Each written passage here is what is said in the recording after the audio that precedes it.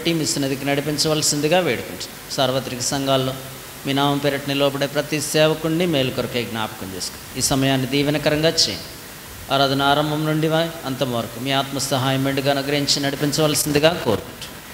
దృశ్య అదృశ్య పన్నాగములను ప్రభువైన యేసుక్రీస్తు వారిని శక్తిగల నామంలో దూరపరుస్తున్నాం. తండ్రి మెట్టుకు మీ ప్రియకుమారుడైన యేసుక్రీస్తు ప్రభు నామమును అత్యున్నతంగా మహింపరచుటకు మీరే మా కృప చూపమని సమస్తమైన మహిమ ఘనత స్తుతి ప్రభావములు మీకే ఆరోపిస్తూ యేసుక్రీస్తు ప్రభు పరిశుద్ధ నామమున స్తుతించి ప్రార్థించి వేడుకొనుచున్నాం తండ్రి, ఆమేన్.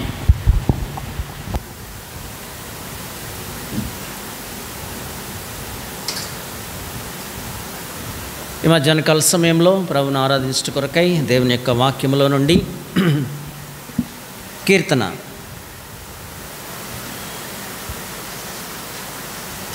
33వ కీర్తన.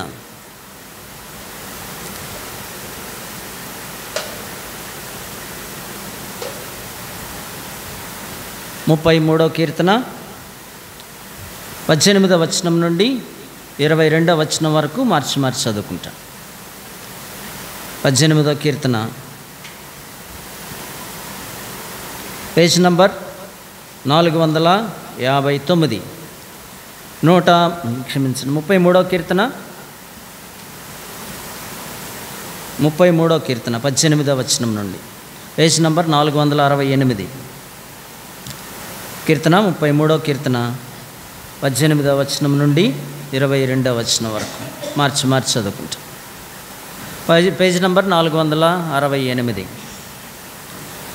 వారి ప్రాణమును మరణము నుండి తప్పించుటకును కరవులో వారిని సజీవులుగా కాపాడుటకును యెహోవా దృష్టి ఆయన యందు భయభక్తులు గల వారి మీదను ఆయన కృప కొరకు కనిపెట్టుకుని వారి మీదను నిలుచున్నది. మనము యెహోవా పరిశుద్ధ నామమునందు నమ్మిక ఉంచి ఉన్నాము. ఆయనను బట్టి మన హృదయము సంతోషించుచున్నది. మన ప్రాణము యెహోవా కొరకు కనిపెట్టుచున్నది. ఆయనే మనకు సహాయమును మనకు కేడమును అయినాడు. 22వ వచనం అందరం కలిసి. యెహోవా, మేము నీ కొరకు కనిపెట్టుచున్నాము, నీ కృప మా మీద నుండునుగాక. చదవండి. లేఖన భాగం దీవించి ప్రభు మనతో మాట్లాడి ఈ మధ్యాహ్నకాల సమయంలో తన వర్తమానమును దయచేయనుగాక. గత వారాల్లో యెహోవా జీవము గలవాడు, ఆ తర్వాత ఆయనలో జీవముండెను, ఆ జీవం మనుషులకు వెలుగై ఉండెను. యెహోవా నాకు వెలుగై ఉన్నాడు అని చదువు. ఈ జీవము కలిగిన దేవుడు మన జీవితాల్లో ఆయన మనకు తోడుగా ఉండి ఆ దైవిక జీవం అంటే అది సృష్టించబడినది అన్క్రియేటెడ్ లైఫ్, అది దేవునిలో ఉన్న జీవం. ఆ దైవిక జీవాన్ని దేవుడు మనకిచ్చి మన పాపముల నుండి ఆయన మనల్ని విడిపించాడు, మన పాపముల నుండి ఆయన మనల్ని విమోచించాడు. కాబట్టి ఆ దేవుని యొక్క జీవాన్ని కలిగిన వారమై ఈ లోకంలో ఆ దేవుని గురించి చదువుకుంటూ, ఆ దేవుని గురించి వింటూ, ఆ దేవుని గురించి ధ్యానించుకుంటూ ఈ లోకంలో మనం జీవిస్తాం. ఆ జీవము కలిగిన దేవుడు ఏం చేస్తున్నాడంటే ఇప్పుడు చదవండి. 33వ అధ్యాయం 18వ వచనం.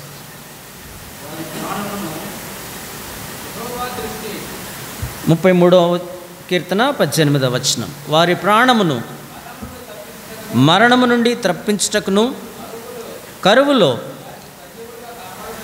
కరవులో వారిని సజీవులుగా కాపాడుటకును యెహోవా దృష్టి ఆయన యందు భయభక్తులు గల వారి మీదను ఆయన కృప కొరకు కనిపెట్టు వారి మీదను నిలుచుచున్నది. ఈ లోకంలో దేవుడు వారిని మరణము నుండి తప్పించడానికి ఆయన తన కనుదృష్టి వారి మీద నుండి ఎల్లప్పుడూ వారిని కాపాడుతాడు. యెహోవా ఆకాశమందున్నాడు, ఆయన నరులను తేరి చూస్తున్నాడు. ఆకాశం అనే తన సింహాసనము నుండి ఆయన నరులను తేరి చూస్తూ ఉన్నాడంట. అలాగన తేరి చూసే దేవుడు ఏం చేస్తున్నాడంటే తన ప్రజలు ఎప్పుడు మరణమునకు సమీపించకుండా, తన ప్రజలకి వచ్చే కీడు, అపాయము, నష్టముల్లో, అందుకే దేవుని యొక్క వాక్యంలో కీర్తనకారుడు అంటాడు, నీతిమంతునికి కలుగు ఆపదలు అనేకములు అయినను యెహోవా వాటన్నిటిలో నుంచి వానిని విడిపించును. కాబట్టి దేవుడు తన ప్రజలకు తోడుగా ఉంటాడు. ఆయన జీవము కలిగిన దేవుడు. ఆ జీవం కలిగిన దేవుడు తన కనుదృష్టి వారి మీద నుంచి ఎప్పుడు వారిని కాపాడుతూ ఉంటాడు. 34వ కీర్తన 15వ వచనం. కీర్తన ఒక్క పేజీ పక్కకు తిప్పితే 34వ కీర్తన 15వ వచనం. యెహోవా దృష్టి నీతిమంతుల మీద ఉన్నది, ఆయన చెవులు వారి మొరలకు ఒగ్గి ఉన్నవి. యెహోవా కనుదృష్టి ఎవరి మీద ఉందంట? నీతిమంతుల మీద ఉందంట. కాబట్టి జీవము కలిగిన దేవుడు మనల్ని క్షమించి పరిశుద్ధపరిచి విమోచించి ఆయన కనుదృష్టి మన మీద నుంచి ఆయన మనల్ని ఎల్లప్పుడూ కాపాడుతూ ఉంటాడనమాట. 18వ వచనంలో ఏం చదువుతుంటే, మరణము నుండి వారి ప్రాణమును తప్పించుటకు. ఈ లోకంలో తన ప్రజలైన మనకొచ్చే ప్రతి విధమైన కీడు అపాయాల నుండి మన దేవుడు ఆయన తప్పించే దేవుడు అనమాట. వెళ్ళరండి యోబు గ్రంథం 36వ అధ్యాయం 7వ వచనం, పేజ్ నంబర్ 446. యోబు గ్రంథం 36వ అధ్యాయం 7వ వచనం. చాలండి. నీతిమంతులను ఆయన చూడకపోడు. ఎప్పుడు ఆయన నీతిమంతుల మీద ఆయన కనుదృష్టి ఉంచుతూ ఉంటాడనమాట. నీతిమంతుల మీద ఆయన కనుదృష్టి. ఇదే మాట ఇందాక మనం కీర్తన 34లో చదువుకున్న మాటనే పేతురు ఎత్తి రాస్తాడు. మొదటి పేతురు పత్రిక 4వ అధ్యాయం, క్షమించండి, మొదటి పేతురు పత్రిక 3వ అధ్యాయం 12వ వచనం, పేజ్ నంబర్ 216. ప్రభువు కన్నులు నీతిమంతుల మీదను, ఆయన చెవులు వారి ప్రార్థన వైపునకును ఉన్నవి. చాలండి. ప్రభువు కన్నులు నీతిమంతుల మీద, ఆయన కనుదృష్టి నీతిమంతుల మీద ఉంచి ఏం చేస్తున్నాడంటే ఆయన మనల్ని కాపాడుతూ ఉన్నాడనమాట. కాబట్టి దావీదు భక్తుడు తన అనుభవ జీవితంలో మరణము నుండి ఆయన వారి ప్రాణములను కాపాడే దేవుడు అని చెప్పడంలో ఉద్దేశం ఏంటంటే, తన జీవితంలోనే దావీదుని దేవుడు అనేక సార్లు తప్పిస్తూ వచ్చాడు. రండి 2-3 సందర్భాలు చదువుకుని ప్రభుని ఆరాధించడానికి వెళ్తాం. మొదటిగా మొదటి సమూయేలు గ్రంథం 18వ అధ్యాయం 11వ వచనం. మొదటి సమూయేలు గ్రంథం 18వ అధ్యాయం 11వ వచనం. మొదటి సమూయేలు 18:11. ఒకప్పుడు సౌలు చేతిలో ఒక ఈటె ఉండగా దావీదును పొడిచి గోడకు బిగించుదని అనుకొని సౌలు ఒక ఈటెను విసిరెను. అయితే అది తగలకుండా దావీదు 2 మార్లు తప్పించుకొనెను. దావీదు సౌలు, ఎందుకు దావీదు మీద సౌలు కోపం వచ్చిందంటే మనందరికీ తెలిసిన సంగతే. ఏంటది? ఫిలిస్తీయుల మీద, ఇశ్రాయేలీయుల మీదకి ఫిలిస్తీయులు యుద్ధానికి వచ్చారు. 40 రోజులు ఆ యుద్ధము. అటుపక్క ఫిలిస్తీయులు ఉన్నారు, ఇటుపక్క ఇశ్రాయేలీయులు ఉన్నారు. గాతు వాడైన గొల్యాతు వచ్చి సవాల్ చేస్తున్నాడు, ఎందుకురా యుద్ధం, మీలో ఒక్కడిని నా దగ్గరికి పంపించండి, నేను గెలిస్తే మేమందరం మీకు దాసులం, నేను గెలిస్తే మీరందరూ మాకు దాసులు అవ్వండి, మీ యొక్క యోధుడు గెలిస్తే మేమందరం మీకు దాసులం అవుతాం, ఎందుకు రక్తపాతం, ఎందుకు యుద్ధం అని 40 రోజులు సవాలు చేస్తూ తిరుగుతూ ఉంటే ఇశ్రాయేల్ ప్రజల సైన్యాన్ని గురించి రాయబడిన మాట ఏంటంటే వాళ్ళు దాక్కుంటూ ఉన్నారంట. వాడు దగ్గరకు వస్తూ ఉంటే సవాలు చేస్తూ తిరుగుతా ఇశ్రాయేల్ సైన్యం దగ్గరికి వచ్చి సవాలు చేస్తుంటే ఇశ్రాయేల్ ప్రజల యొక్క సైనికులు దాక్కుంటున్నారంట. అటువంటి పరిస్థితుల్లో దావీదు వచ్చి యుద్ధం చేయటానికి వచ్చాడు. యుద్ధం చేయడానికి వచ్చి గొల్యాతుని జయించాడు. గొల్యాతుని జయిస్తే ఇప్పుడు ఈ 40 రోజులు అంటే యుద్ధానికి వెళ్ళారు. సైన్యంలో ఆ యొక్క పిల్లలు ఏం జరుగుతుంది, భార్యలు, వారి యొక్క ఆ స్త్రీలందరూ ఏం జరుగుతుందనేది తెలుసుకుంటా ఉన్నారు. ఇలాగ జరుగుతుందంట, గొల్యాతు ఫిలిస్తీయుడు ఇలా సవాల్ చేస్తున్నాడంట. వాడు 9 అడుగులు ఎత్తున్నాడు, 6 ముళ్ళ జానడని దేవుని యొక్క వాక్యంలో అతని ఎత్తుని గురించి రాయబడింది. కాబట్టి ఈ 9 అడుగులు ఎత్తున్న గొల్యాతు వచ్చి సవాల్ చేస్తున్నాడు, ఇలాగ అతనితో యుద్ధం చేయడానికి ఎవరికి ధైర్యం చాలట్లేదు అని ఊర్లో అందరూ చెప్పుకుంటున్నారు. చెప్పుకుంటూ ఎప్పుడైతే ఈ దావీదు యవనస్తుడైన దావీదు, అప్పటికి దావీదుకి 16-17 సంవత్సరాల వయసు ఉంటుంది. ఆ దావీదు తన యొక్క గొల్యాతుని జయించి ఆ గొల్యాతు యొక్క ఖడ్గముతోనే వాడిని చంపివేశాడని తెలిసిందో వాళ్ళందరూ సంబరములతో నాట్యములతో ఆ యొక్క ప్రజల్ని విజయం సాధించి వస్తున్న ఇశ్రాయేల్ ప్రజల్ని ఎదుర్కొనడానికి వచ్చి ఒక పాట పాడారు. ఏంటి ఆ పాట?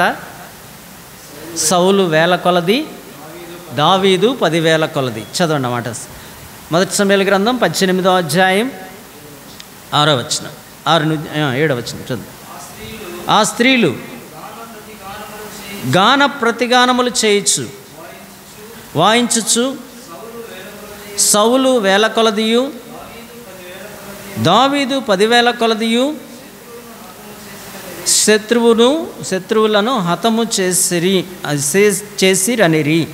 ఈ మాటలు సౌలునకు ఇంపుగా ఉండనందున అతడు బహుకోపము తెచ్చుకొని, వారు దావీదునకు 10,000 కొలదని నాకు 1000 కొలది అని స్తుతులు పాడిరే, రాజ్యము తప్ప మరి ఏమి అతడు తీసుకొనగలడు అనుకొనెను. 9వ వచనంలో, కాబట్టి నాట నుండి సౌలు దావీదు మీద విషపు చూపు నిలిపాను. ఇది కారణం.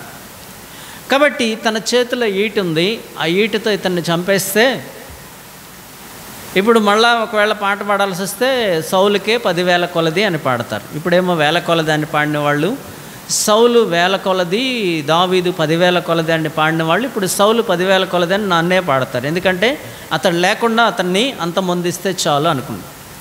ఇది సైతాను యొక్క ఆలోచన అన్నమాట. సైతాను యొక్క ఆలోచనలో ఇందాక మనం చదువుకున్న మరణము నుండి తన ప్రజలను కాపాడుటకు, మరణము నుండి నీతిమంతులను కాపాడుటకు యెహోవా కనుదృష్టి వారి మీద నిలుచున్నది. కాబట్టి వారు భోజనం బల్ల దగ్గర కూర్చుని ఉన్నారు. రాజు దగ్గర సామంత రాజులు, ఆయన యొక్క యోధులు అందరూ కూర్చుని రాజుగారితో కలిసి భోజనం చేస్తూ మాట్లాడుకుంటూ ఉంటారు. అలాగ దావీదు కూడా యోధుడు కాబట్టి సౌలు ఎదురుగా ఉన్న భోజన బల్ల యొద్ద కూర్చుని భోజనం చేస్తున్నాడు. ఏదో మాట్లాడుతుంటే వెంటనే ఈ పాట గుర్తొచ్చింది. సౌలు 1000 కొలది, దావీదు 10,000 కొలది అని. ఆ ఈటె తన చేతిలో, రాజుగారి చేతిలో ఈటె ఉంటుందన్నమాట. దగ్గరలో ఉంది, సైనికుడు పట్టుకుని ఉన్నాడు అనుకుంటాను. ఆ ఈటె తీసుకుని వేసేస్తే ఒక్క పోటుకు చచ్చిపోతాడు అనుకుని ఈటె విసిరాడనమాట. దావీదు యోధుడు కాబట్టి, అందున దేవుని యొక్క జ్ఞానం కలిగిన వాడు కాబట్టి దాన్ని తప్పించుకున్నాడు. పక్కకి జరగగానే అది వెళ్ళి గోడకు గుచ్చుకుంది. అక్కడ రాయబడిన మాట ఏంటంటే, మళ్ళీ చదవండి మాట. మొదటి సమూయేలు గ్రంథం 18వ అధ్యాయం 11వ వచనం.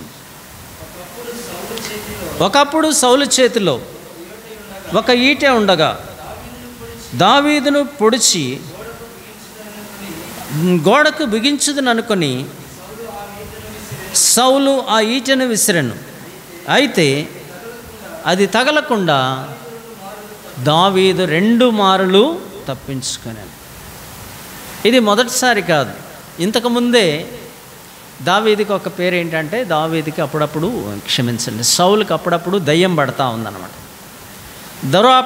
దురాత్మ పడతా ఉంటే దేశంలో ఈ దురాత్మ నుంచి విడిపించగలిగిన వాళ్ళు ఎవరంటే అప్పుడు దావీదు కనిపించారు. దావీదు వచ్చి దేవుని యొక్క సన్నిధిలో పాటలు పాడుతూ ఉన్నాడనమాట. సౌలు దగ్గరికి తీసుకొస్తే పాటలు పాడుతూ ఉంటే ఎప్పుడైతే దావీదు దేవుని స్తుతిస్తూ పాటలు పాడుతున్నాడో ఆ దురాత్మ సౌలు దగ్గర నుంచి వెళ్ళిపోతుంది అన్నమాట. ఈ లోకంలో ఎప్పుడైనా సరే దేవుని యొక్క వాక్యంలో కీర్తనలు పాడేవారు ఆయనను గణపరుస్తారు అని చెప్పబడింది. ఎవరంటే ఆయన్ని గణపరిచేది? కీర్తనలు పాడేవారు. ఎవరెవరు గణపరుస్తారో 7 మాటలు దేవుని యొక్క వాక్యంలో ఉన్నాయి. ఎప్పుడైనా సమయం ఉంటే చూస్తుంది. కీర్తనలు పాడేవారు దేవునిని గణపరుస్తారన్నమాట. అందుకే దేవుని యొక్క వాక్యంలో 10:30 అంటే 10:30 కల్లా రండి, పాటలు పాడే సమయానికి రండి.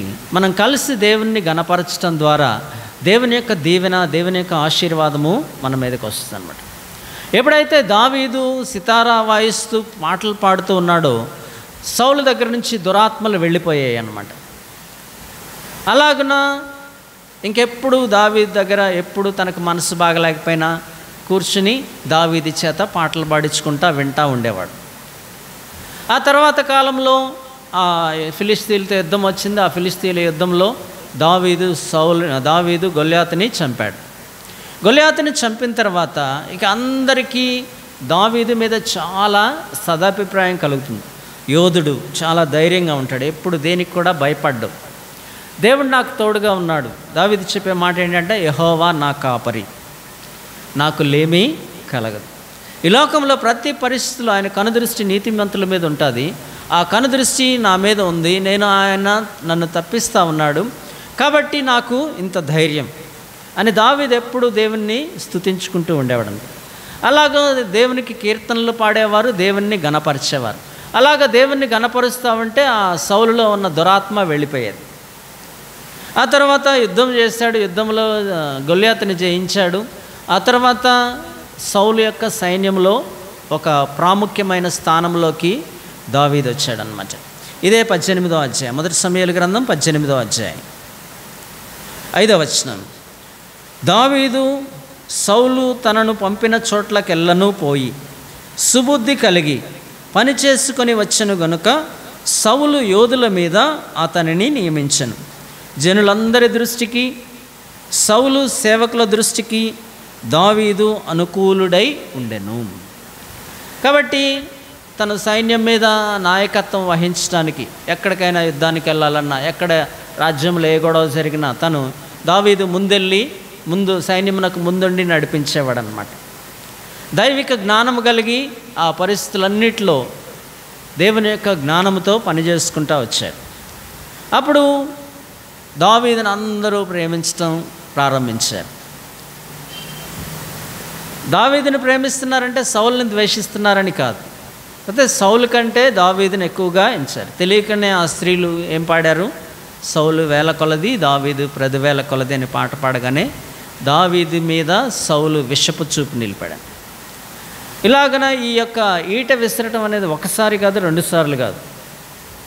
చూడండి తర్వాత దేవుని యొక్క వాక్యంలో ఇదే 18వ అధ్యాయం 11వ వచనంలో, అప్పుడు సౌలు చేతిలో ఒక ఈటె ఉండగా దావీదును పొడిచి గోడకు బిగించుదని అనుకుని సౌలు ఆ ఈటె విసిరాడు. అయితే అది తగలకుండా దావీదు 2 మారులు తప్పించుకున్నాడు. తర్వాత 19వ అధ్యాయం 10వ వచనం.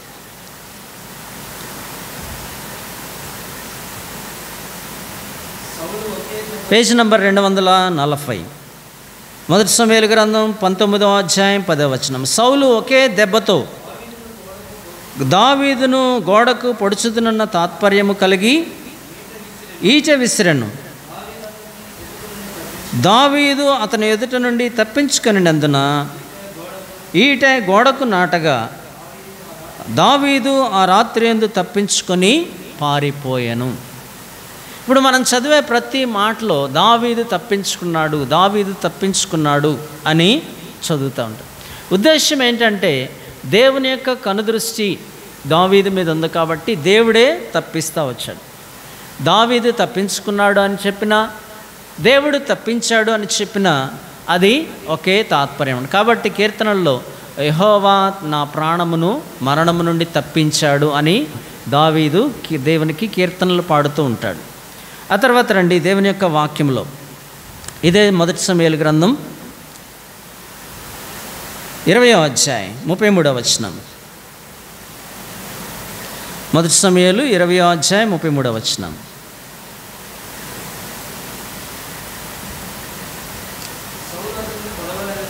సౌలు అతనిని పొడవవలనని ఈటె విసిరెను, అందువలన తన తండ్రి చాలు. ఇప్పుడు ఈ ఈట విసిరిన సందర్భాలన్నీ మనం చూస్తూ వచ్చాం. మనం దేవుని యొక్క వాక్యంలో 4 సార్లు ఇప్పుడు సౌలు మొదట ఈట విసిరినప్పుడు 2 మార్లు తప్పించుకున్నాడని, తర్వాత ఈట విసిరినప్పుడు తప్పించుకున్నాడు, మళ్ళా ఈట విసిరినప్పుడు తప్పించుకున్నాడు. ఇప్పుడు ఈ 4వ సందర్భంలో యోనాతాను సౌలు యొక్క కుమారుడు యువరాజు వెళ్ళి దావీదుని చంపమని సౌలు అందరికీ చెప్తున్నాడు. తన అంతరంగికులకి చెప్పాడు, తన యోధులకి చెప్పాడు, తన సైన్యానికి చెప్పాడు, తన మంత్రులకి చెప్పాడు, సామంతరాజులకి చెప్పాడు. ఇప్పుడు యోనాతానికి ఒక డౌట్ వచ్చింది, ఎందుకు మా నాన్న ఇతన్ని చంపాలనుకున్నాడు, ఇది లేకపోతే ఇది ఒక పుకారా, ఏదైనా రాజకీయమా అని తను స్వతహాగా తెలుసుకోవాలని యోనాతాను వెళ్ళి సౌలుతో మాట్లాడుతూ ఉంటాడు. నాన్నగారు, ఎందుకు మీరు దావీదుని చంపాలనుకుంటున్నారు?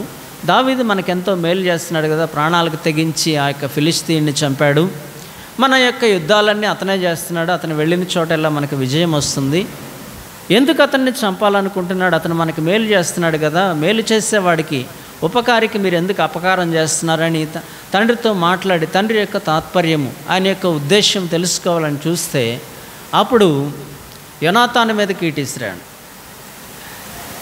గుడ్డొచ్చి తలనెక్కిరిచిందా, పిల్లనెక్కిరిచిందా? నువ్వొచ్చి నాకు చెప్తావా? వాడు రాజుగా అభిషేకించబడ్డవాడు, వాడు ఉంటే నీ రాజ్యానికి, ఆ రాజ్యం నీ చేతిలో నుంచి తొలగిపోతుంది, కాబట్టి వాడిని చంపేస్తే పీడ విరగడైపోతుందని ఆ తండ్రి యోనాతాను మీదకి ఖడ్గం ఈట విసరగానే కోపం వస్తే ఈట విసిరే అలవాటు అన్నమాట. ఆ అలవాటు అది చివరికి తన మీదకే వచ్చింది. కాబట్టి దావీదుని దేవుడు తప్పిస్తూ ఉన్నాడు అనేది మన ఆరాధన వర్తమానం యొక్క అంశం అన్నమాట. ఏ ఏ పరిస్థితుల్లో తను తప్పించబడుతూ వచ్చాడో, సౌలు చేతిలో సౌలు ఈట విసిరినప్పుడు 4 సార్లు తప్పించుకుంటూ వచ్చాడు.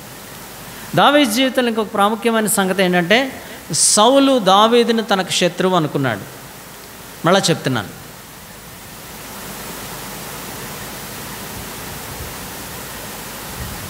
పెద్దలక్ష్మి గారు ఏం చెప్పాను?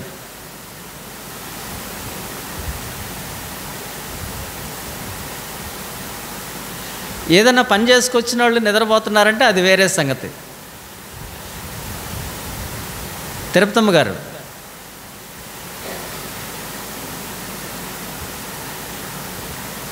దేవుడు నీతిమంతులను మరణము నుండి తప్పిస్తూ ఉన్నాడనమాట. దావీదుని మరణము నుండి తప్పిస్తూ వచ్చాడు. సౌలు దావీదుని శత్రువు అనుకున్నాడు, కానీ దావీదు మాత్రం ఏనాడు కూడా సౌలు తనకు శత్రువు అని భావించలేదు. ఒకళ్ళు భావించుంటే 2-3 సార్లు అదుల్లాం గుహలో ఒకసారి సౌలు తన చేతికి చిక్కుతాడు.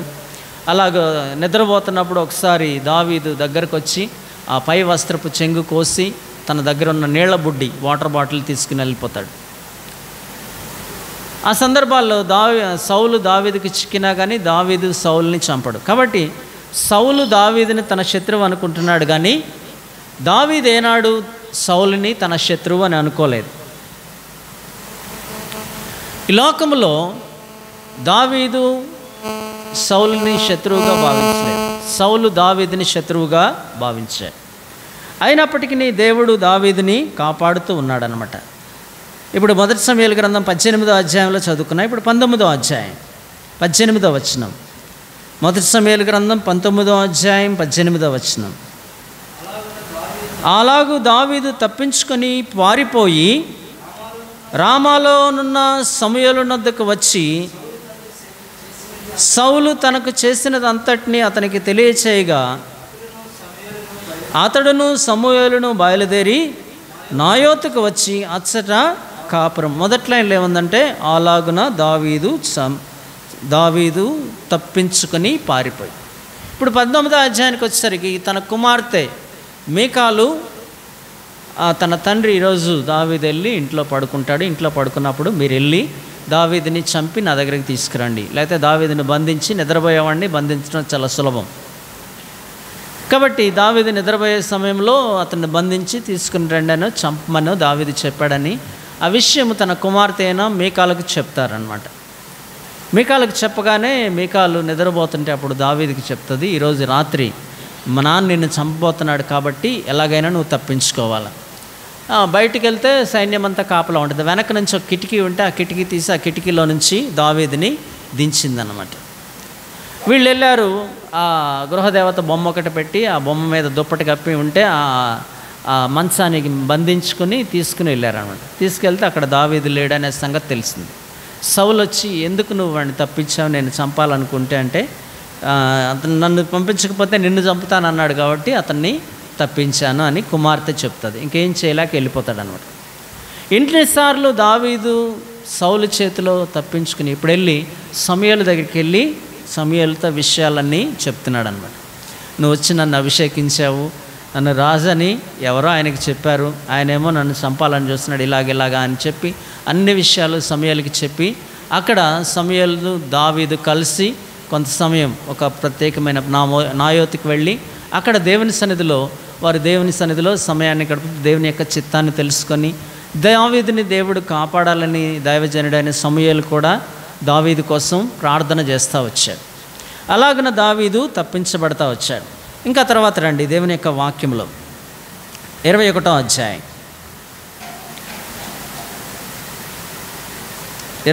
అధ్యాయం 10వ వచనం.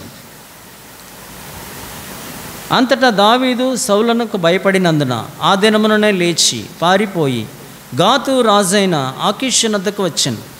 ఆకీషు సేవకులు, ఈ దావీదు ఆ దేశపు రాజు కాడ, వారు నాట్యమాడుచు గాన ప్రతిగానములు చేయొచ్చు, సౌలు 1000 కొలది హతము చేసిననియు దావీదు 10,000 కొలది హతము చేసిననియు పాటలు పాడిన పాటలు ఇతని గూర్చినవే గదా అని అతనిని బట్టి రాజుతో మాట్లాడగా.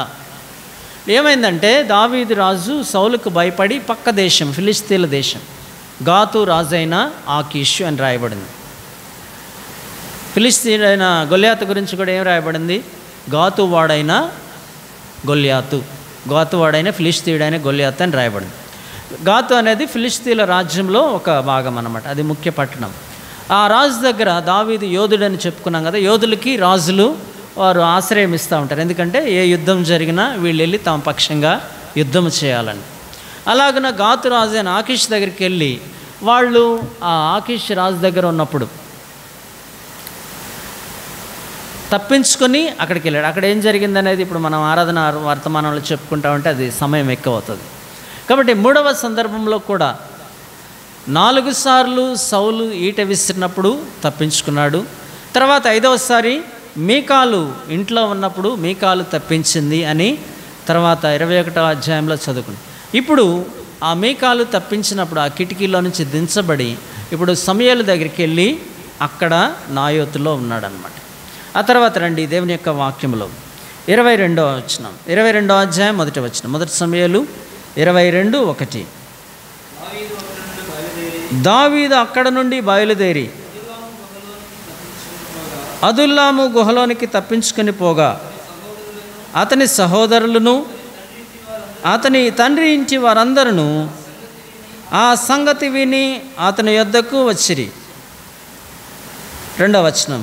మరియు ఇబ్బంది గల వారందరూ, అప్పులు చేసుకుని వారందరూ, అసమాధానముగా ఉన్న వారందరూ అతని యొద్ద కూడుకొనగా అతడు వారికి అధిపతి ఆయను. అతని యొద్దకు ఎక్కువ తక్కువ 400 మంది వచ్చి ఉండిరి. కాబట్టి దావీదు ఇలాగన తప్పించుకుని పారిపోయే క్రమంలో దావీదు దగ్గరికి వారి యొక్క సహోదరులు వచ్చారు. వాళ్ళ సహోదరులు ఎంతమంది? వాళ్ళ సహోదరులు దావీదు కంటే పెద్దవాళ్ళు 7 ఉన్నారు. ఈ 7 కూడా సైన్యంలో పనిచేసేవాళ్ళు, అంటే వాళ్ళు కూడా యోధులు అన్నమాట.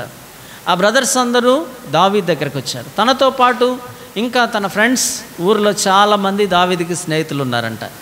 ఎవరంటాళ్ళు? 2వ వచనంలో ఇబ్బంది గలవారు, అప్పులు చేసుకున్న వాళ్ళు, అసమాధానంగా ఇంట్లో సమాధానం లేని వాళ్ళు, అంటే అరే నువ్వు ఇంట్లో ఉండొద్దురా అని ఇంట్లోంచి తరిమేసిన వాళ్ళు అన్నమాట. వీళ్ళందరూ దావీదు దగ్గరికి వచ్చి 400 మంది వచ్చారు. మన ఆరాధన వర్తమానం యొక్క అంశం ఏంటంటే దేవుడు తన ప్రజలను తప్పించేవాడు. ప్రతి పరిస్థితిలో వారిని ప్రతి కీడు నుంచి, ప్రతి అపాయం నుండి, ప్రతి మరణము నుండి వారిని తప్పిస్తూ కాపాడే దేవుడు అని చెప్పుకుంటున్నాం. దావీదుని ఇలాగ 4 సార్లు సౌలు ఈట విసిరినప్పుడు తప్పించాడు. ఆ తర్వాత కుమార్తె మీకాలు ఒకసారి తప్పించింది. ఇప్పుడు ఆ ఆకీష్ రాజు దగ్గరికి వెళ్తే అక్కడ సైనికులు కూడా ఇతని గురించి పాడిన పాటల గురించి అన్నీ తెలిసిన వాళ్ళు అనమాట. ఆకీష్ రాజుతో వీడు ఇశ్రాయేలీయుడు, వీడి గురించి ఇలా పాటలు పాడారు అని చెప్పగానే మళ్ళీ అక్కడి నుంచి దావీదు తప్పించుకొని ఇప్పుడు అదుల్లాము గుహకు వచ్చాడు. అదుల్లాము గుహలో చాలా ఆత్మ సంబంధమైన పాఠాలు ఉంటాయి. అక్కడ దావీదు దేవుని యొక్క సన్నిధిలో కనిపెడుతూ ఎవరికి తెలియకుండా అక్కడ ఉంటే ఎలాగైనా తెలిసిపోయింది. తన సహోదరులందరూ వచ్చారు. అలాగన 400 మంది తన స్నేహితులు వచ్చారు. అందరూ ఇబ్బందుల్లో ఉన్నవాళ్ళు, అప్పులు చేసుకున్నవాళ్ళు, కుటుంబంలో సమాధానం లేనివారు, వారందరూ దావీదు దగ్గరికి రాగానే దావీదు వారితో కలిసి నివసించడానికి ఇష్టపడ్డాడు. అదే మనం అనుకో, మనకు అప్పులు ఉన్నాయి, ఎవరైనా ఇంకొక మనిషి అప్పులు చేసుకున్న వ్యక్తి మన దగ్గరికి వచ్చాడు, ఏం చెప్తాం మనం? నాకే ఠికాణా లేదు. పెద్దవాళ్ళు ఏం చెప్తారు? తాదోరకు అంత లేదు, మెడకొక డోల. అంటే పరిస్థితులు అననుకూలంగా ఉన్నప్పుడు మనం ఎవరిని సహించలేం. నాకే ఆరోగ్యం బాగలేదు, ఇంకొకళ్ళకి ఆరోగ్యం బాగలేని వాళ్ళు వస్తే ఏం చెప్తాం? దేవుని యందు భయభక్తులు కలిగి దేవుని మీద నిరీక్షణ పెట్టుకున్న వాళ్ళు తప్ప ఎవరు అలాగా చేయలేరు. ఇతరులని తాము ఏ పరిస్థితిలో ఉన్నా సరే దేవుని యందు నిరీక్షణ గలవారు ఇతరులని ఆదరిస్తారన్నమాట. తను ఎంతో శ్రమలో ఉన్నాడు, తన రాజ్యంలో అందరి చేత. ఇప్పుడు చూడండి, కొంతమంది ఎవరైనా పెద్ద నేరం చేసిన వాళ్ళు తప్పించుకుపోతే ఈ మనిషి యొక్క ఆచూకీ చెప్తే 20 లక్షల బహుమానం గవర్నమెంట్ వారు ఇస్తారని అతని మీద రివార్డు ప్రకటిస్తారని. అలాగా దావీదుని చంపి తెచ్చిన వారికి ఇంత రివార్డ్ అని సౌలు ప్రకటించాడు. దేశంలో ఎక్కడ సంచరించడానికి వీలు లేకుండా దావీదు త్రోసివేయబడ్డాడు. అక్కడ ఉద్దేశం ఏంటంటే,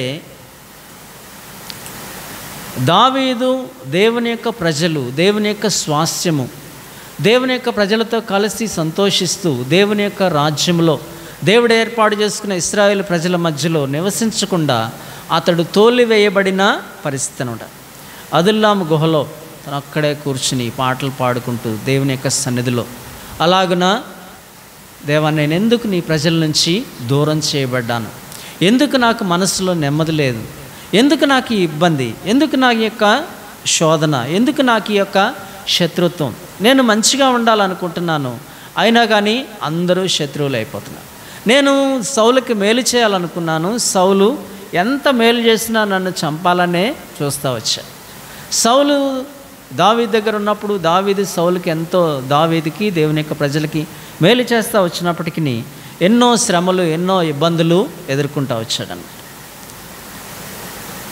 అటువంటి పరిస్థితుల్లో దేవుని యొక్క సన్నిధిలో ఆయన మరణమును తప్పించేవాడు. వారి యొక్క ప్రతి శ్రమ నుంచి ఆయన దేవుని యొక్క ప్రజలను తప్పించి కాపాడేవాడు అని చదువుకుంటాం. కాబట్టి అలాగన్నా మన జీవితాల్లో కూడా ఈ పరిస్థితులన్నీ ఉంటాయి. మళ్ళీ చదవన్నమాట 22వ అధ్యాయం 2వ వచనం. మరియు ఇబ్బంది గల వారందరూ, అప్పులు చేసుకుని వారందరూ, అసమాధానముగా నుండి వారందరూ అతని యొద్దకు కూడుకొనగా అతడు వారికి అధిపతి ఆయను. అతని యొద్దకు ఎక్కువ తక్కువ 400 మంది వచ్చి, దాదాపుగా 400 మంది. పెదలక్ష్మి గారు, ఎంతమంది? 400 మంది. కాబట్టి ఈ పరిస్థితుల్లో ఇవన్నీ మనం ఉండే ఇబ్బందులు, మనకి కుటుంబ సంబంధమైన ఇబ్బందులు లేని వాళ్ళంటూ ఎవరు లేరు. ఏదో ఒక రకమైన అనారోగ్యం, ఏదో ఒక రకమైన ఇబ్బంది, ఏదో ఒక రకమైన శత్రువు యొక్క బాధ. నాకు ఒక సహోదరి ఇంతకుముందు దేశాన్న స్పందన ఆఫీస్లో ఉన్నప్పుడు ఒక సహోదరి, చాలామంది మా ఇరుగు పొరుగు వారితో ఇబ్బందులు అండి. అలాగే నాకు గాలి రాకుండా గోడ కట్టేశారు, కిటికీ ఉంటే ఆ కిటికీ కూడా మూసేశారు. ఇవన్నీ చేస్తుంది నా సొంత కొడుకే. నా కడుపును పుట్టిన కొడుకే నా గదిలోకి గాలి రాకుండా చేశాడు. ఏం చేయాలో చెప్పండి అని. అంటే ఉదాహరణ అంటే నేను ఎందుకు జ్ఞాపకం వచ్చిందంటే, కుటుంబ సభ్యుల ద్వారానే ఎన్నో శ్రమలు, ఎన్నో శోధనలు ఎదుర్కొనే వాళ్ళు అనేక మంది ఉన్నారు.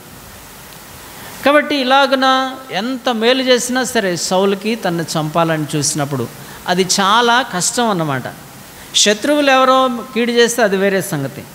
తను ఎంతో ఆత్మీయంగా తన రాజు అని గౌరవించి తన కోసం యుద్ధాలు చేసి అతని యొక్క సింహాసనము అలాగున ఆ రాజ్యము కాపాడబడాలని ఎంతో కష్టపడితే ఆ రాజే తనను చంపాలని ప్రయత్నం చేస్తూ వచ్చిన సందర్భాలు. ఏం చేయాలో అర్థం కాని పరిస్థితి అన్నమాట. ఇబ్బంది ఉంది, శత్రుత్వం ఉంది, శోధన ఉంది, మరణ భయం ఉంది. ఆ మరణ భయము, శోధన, శత్రుత్వము, ఇబ్బంది, వీటన్నిటి నుంచి దావీదుని దేవుడు కాపాడుతూ ఉన్నాడు. అలాగా మనల్ని కూడా కాపాడుతూ ఉన్నాడనమాట. తర్వాత రండి 23వ అధ్యాయం, మొదటి సమూయేలు గ్రంథం 23వ అధ్యాయం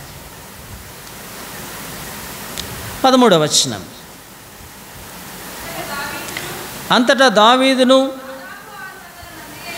దాదాపు 600 మంది అయిన అతని జనులను లేచి కెయీలాలో నుండి తరలి ఎక్కడికి పోగలరో అక్కడికి వెళ్ళిరి. దావీదు కెయీలాలో నుండి తప్పించుకునే సంగతి చాలు. ఇప్పుడు దావీదు వచ్చి కెయీలా అనే ప్రాంతంలో కాపురం ఉన్నాడు. దావీదుతో పాటు ఇందాక ఎంతమంది ఉన్నారని చెప్పుకున్నాం? 400 మంది. ఇప్పుడు ఎంతమంది అయ్యారంట? 600 మంది అయ్యారంట. ఇప్పుడు 600 మంది అరణ్యంలో ఒక ప్రదేశంలో ఉన్నారనుకోండి, తెలుస్తుందా తెలియదా? ఎవరికైనా తెలుస్తుంది. ఆ కెయీలాలో దావీదుతో పాటు ఉన్న 600 మంది యవనస్తులు ఏం చేసేవాళ్ళంటే, కెయీలా మీదకి మిద్యానీయులు శత్రువులు వచ్చి వారిని భయపెడుతూ ఉండేవాళ్ళు అనమాట. వారి ధాన్యము పండించుకుని ఆ ధాన్యము బండ్ల మీదకి ఎక్కించుకుని ఇంటికి తీసుకొచ్చుకునే టైంలో మిద్యాను సైన్యం వచ్చేస్తాను, వచ్చి ఆ ధాన్యాన్ని మిద్యాను దేశానికి తీసుకెళ్ళిపోతారు. అలాగన దావీదుతో పాటు ఉన్న 600 మంది వీళ్ళని కాపాడుతూ ఉన్నారనమాట. వీళ్ళ చుట్టూ ఒక కోటలాగా ఆ కెయీలా మీదకి ఎవ్వరూ రాకుండా ఆ దావీదు యొక్క యవనస్తులు వీళ్ళని కాపాడుతూ ఉన్నారు. కొంతకాలం బాగానే జరిగింది.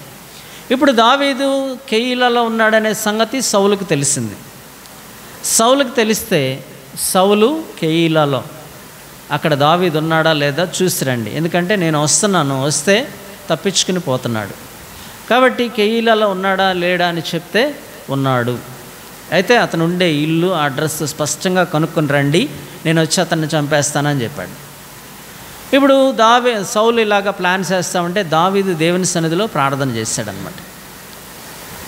ఏమని ప్రార్థన చేశాడంటే, ప్రభువా, ఒకవేళ సౌలు వస్తే ఈ కెయీలా ప్రజలు నన్ను తప్పిస్తారా, సౌలు చేతికి అప్పగిస్తారా అని దేవుని సన్నిధిలో ప్రార్థన చేస్తే దేవుడు ఏం చెప్పాడంటే, వాళ్ళు నిన్ను అప్పగిస్తారు అని చెప్పాడు. మనమేమనుకుంటాం, ఇంత మేలు చేస్తాం ఈ ఊరు వాళ్ళందరికీ, ఆ ఊర్లోకి రాగానే ఎవరైనా ఒకళ్ళైనా నాకు వచ్చి చెప్తారు, నేను ఎలాగో తప్పించుకోవచ్చు కదా, ఈ ఊరు వాళ్ళు నాకు సహాయం చేస్తారా, సహాయం చేయరా? ఎప్పుడు కూడా మనుషుల్ని, అందుకే దేవుని యొక్క వాక్యంలో చెప్పబడిన మాట ఏంటంటే, రాజులను నమ్ముకొనుట కంటే యెహోవాను ఆశ్రయించుట మేలు. మనుషులను నమ్ముకొనుట కంటే యెహోవాను ఆశ్రయించుట మేలు. 118వ కీర్తనలో, బైబిల్లో అది సెంటర్ వర్డ్ అనమాట, మధ్య వచనం. బైబిల్ అంతటికి 118వ కీర్తనలో అది మధ్య వచనం. చదవండి 118వ కీర్తన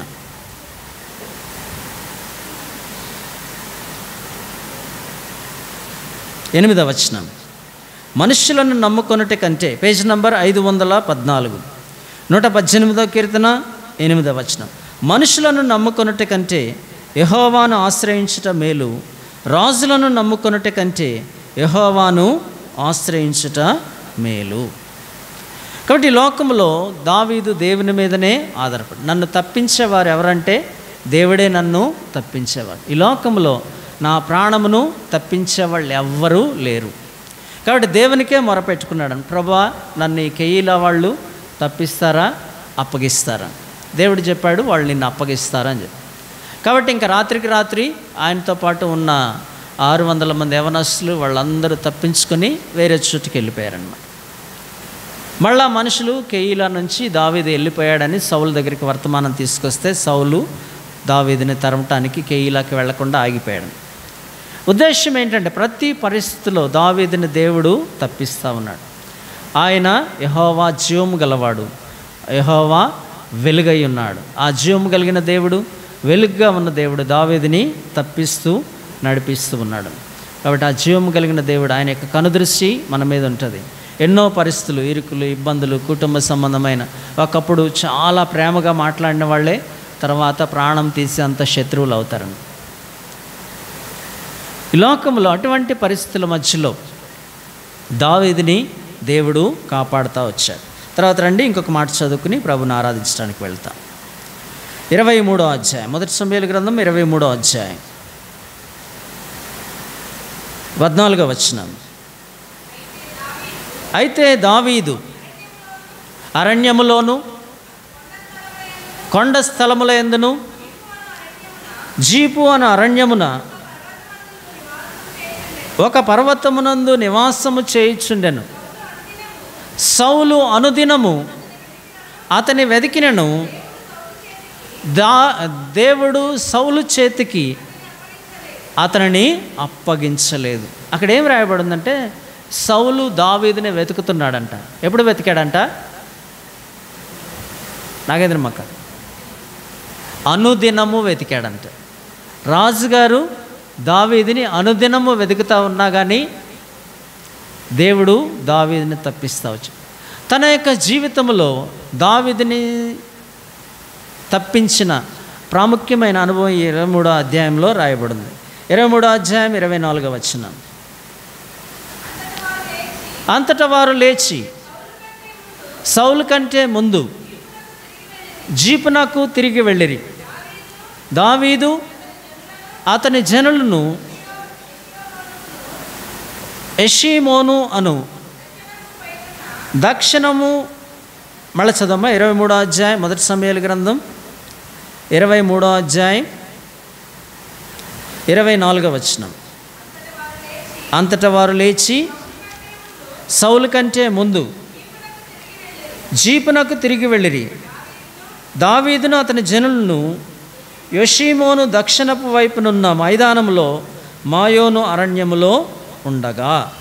ఈ మాయోను అరణ్యం, దావీదు అదుల్లాము గుహలో ఉన్నాడు, తప్పించుకున్నాడు. కెయీలాలో ఉన్నాడు, తప్పించుకున్నాడు.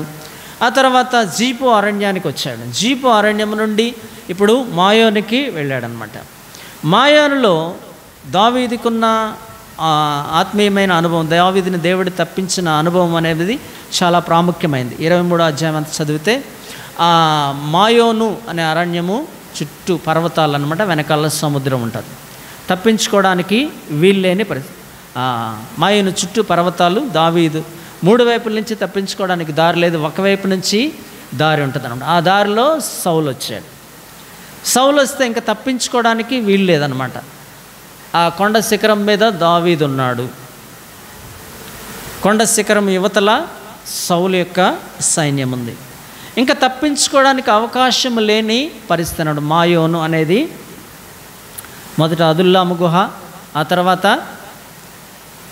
కెయీలా, ఆ తర్వాత జీపు అరణ్యము, ఆ తర్వాత మాయోను. ఇంకా చాలా ప్రాంతాల్లో, హరెత్ అనే ప్రాంతంలో, మోయాబులో, మిస్పాలో దావీదు తిరుగుతూ ఉన్నప్పటికీ దావీదుని దేవుడు కాపాడుతూ వచ్చాడు. ఈ మాయోను అరణ్యంలో 3 వైపులా తప్పించుకోవడానికి దారి లేకుండా ఒకవైపు వచ్చేటప్పుడు సౌలు దావీదుకి చాలా దగ్గరగా వస్తాడనమాట. దగ్గరగా వచ్చినప్పుడు ఏం జరిగిందంటే చదవండి 23 మొదటి సమూయేలు గ్రంథం 23వ అధ్యాయం. సౌలు దావీదునకు దగ్గరగా వచ్చినప్పుడు చూడండి 23వ అధ్యాయం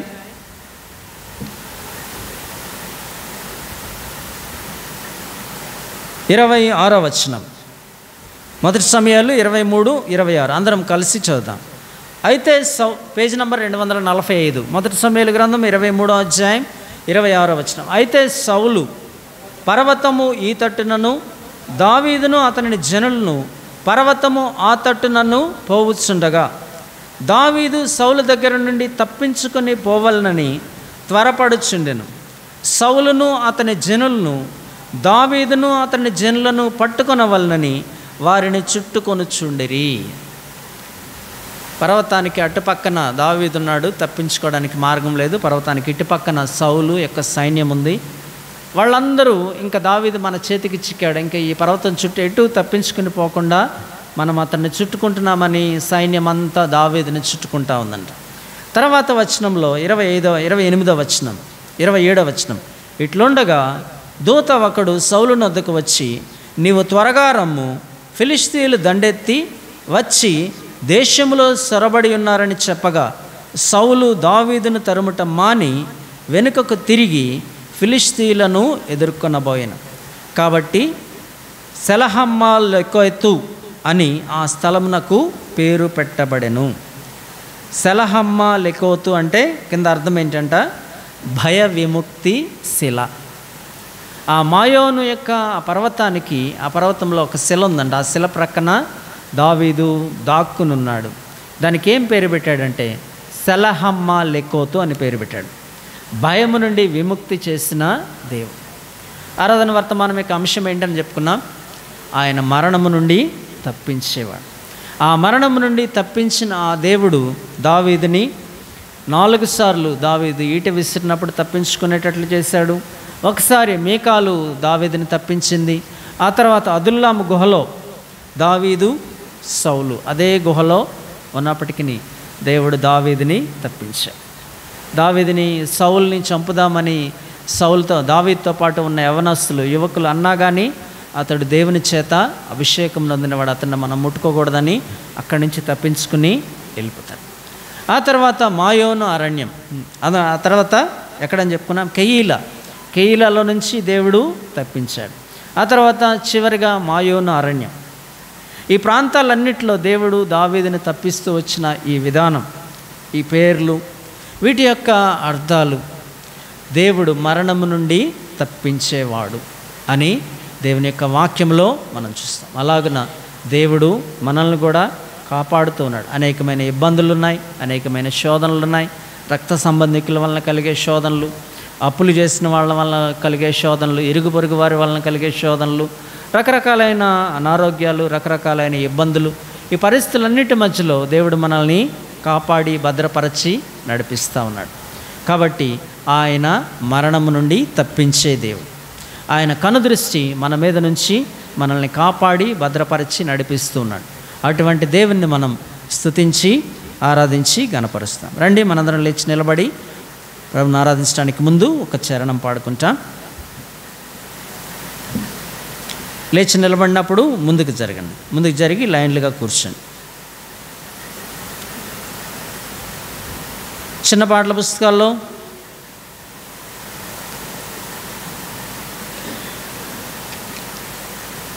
పాట సంఖ్య 484, పెద్ద పాటల పుస్తకాల్లో 601. నా పాపములను క్షమించన్ ప్రభు నా నేత్రములను వెలిగించన్.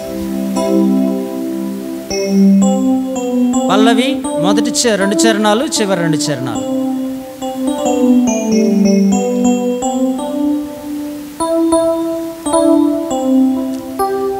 నా పాపములను క్షమించన్ ప్రభు నా నేత్రములను వెలిగించన్.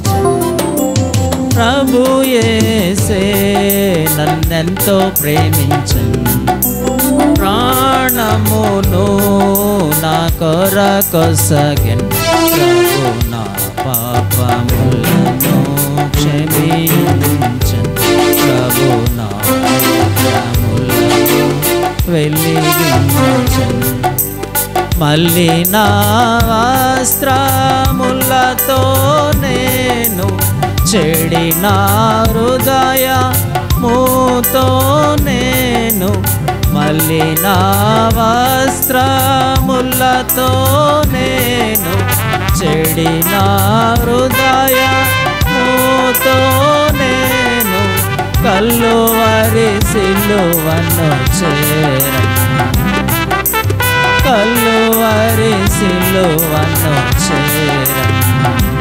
ప్రభు నా పాపములను క్షమించు, ప్రభు నా నేత్రములను వెలిగించు. ప్రభు నా పాపములను క్షమించు, ప్రభు నా నేత్రములను వెలిగించు. మరణము నుండి నా ప్రాణమును, కన్నీటి నుండి నా కన్నులను, మరణము నుండి నా ప్రాణమును, కన్నీటి నుండి నా కన్నులను తప్పించెను నా తండ్రి, తప్పించెను నా తండ్రి. ప్రభు నా పాపములను క్షమించు, ప్రభు నా నేత్రములను వెలిగించు. మందిరా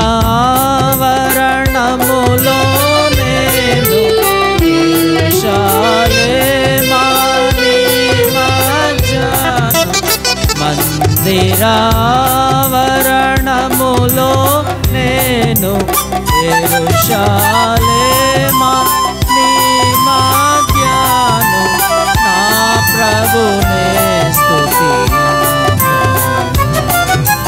నా ప్రభునే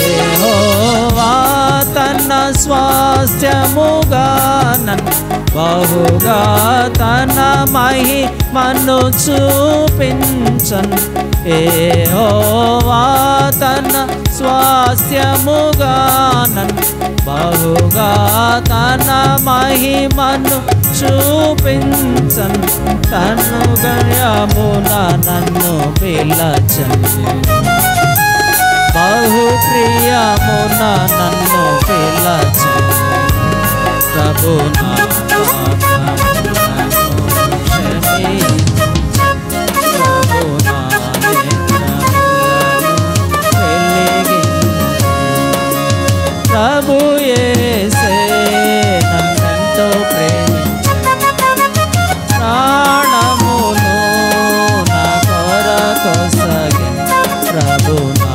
పాపములను క్షమించు ప్రభు నా నేత్రములను వెలిగించు ప్రభు నా పాపములను క్షమించు ప్రభు నా నేత్రములను వెలిగించు. దయచేసి కూర్చోనండి. దేవుని యొక్క వాక్యపు వెలుగులో మనం ప్రభుని ఆరాధించి గణపరుస్తాం. ఆరాధించండి. ముందుగా సండే స్కూల్ చూసి సహోదరి ప్రభుని ఆరాధించి వెళ్ళిన తర్వాత ఒక సహోదరుడు ఒక సహోదరి దేవుని యొక్క వాక్యపు వెలుగులో ప్రభుని ఆరాధించి గణపరుస్తాం. సండే స్కూల్ పిల్లలు సండే స్కూల్కి వెళ్ళండి.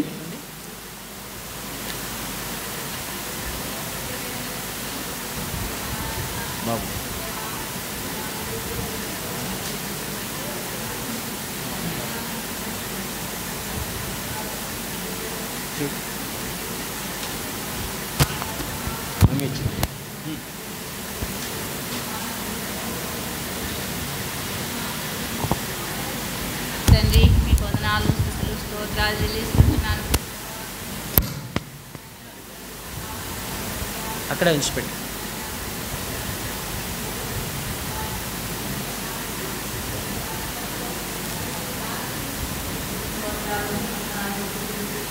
అన్నయ్య నా తండ్రి నా ఐశ్వర్యాన్ని కుడివించి ఈ భూమి మీద నన్ను జీవముతో ఉంచి ప్రభువా నా తండ్రి నన్ను ప్రేమించి నా జీవితంలో తండ్రి మరొక ప్రభు దినాన్ని పరిశుద్ధ దినాన్ని పండుగ దినాన్ని ప్రభు మీరు నడుపుతూ ఉంటారు.